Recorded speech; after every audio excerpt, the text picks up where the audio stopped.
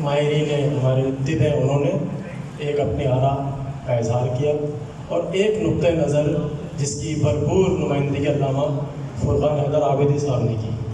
جو خالصتاً ہمارے عقیدے کے عنوان سے انہوں نے اس کا اظہار کیا اور ایک حقیقت کے عنوان سے ماہرین طب نے کیا۔ بہت لمبی چوڑی بات کرنے کی کوئی ضرورت نہیں ہے۔ میں یہ سمجھتا ہوں کہ اس بڑے اجتماع میں کوئی فیصلہ کرنا جس کی طرف علامہ شہنشاہ نقوی صاحب نے اظہار رائے کیا اور وہ کسی ظاہر مصروفیت ہوگی بھی یہاں سے چلے بھی گئے، یہ تمام حضرات جو ہیں میرے خیال صفحہ اول میں بیٹھے ہوئے ہیں، یہ تمام کے نام اہل دانش بھی ہیں، تجربہ بھی رکھتے ہیں، علماء بھی ہیں، اس میں ماہرین قانون بھی ہیں بیٹھے ہوئے ہیں۔ ایک کمیٹی جیسا کہ علامہ نثار قلندری صاحب نے کہا کہ اس کو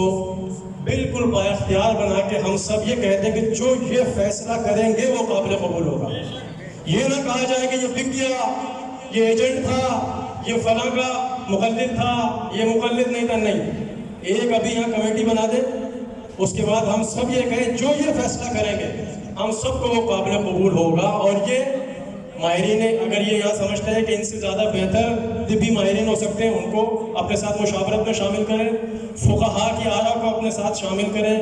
اپنے معروضی حالات کو سامنے رکھتے ہوئے وہ فیصلہ کریں۔ ابھی ایک کمیٹی بنا لیں، یہاں تمام وہ افراد موجود ہیں جو اس کمیٹی میں رہنے کے باقاعدہ میں سمجھتا ہوں کہ بہترین اہلیت رکھتے ہیں، علماء حضرات بھی ہیں، ذاکرین بھی ہیں، ماتمی بھی ہیں، تنظیمات بھی بنا کر کے، اور اس کمیٹی کو بس آپ حضرات اختیار دے دو۔ اس کے بعد کسی کو یہ خیال نہ دے کہ اس کو نراف کرے، سوشل میڈیا پر اس کے خلاف کوئی بحث و مباحثے کا آغاز کرے۔ السلام علیکم ورحمۃ اللہ وبرکاتہ۔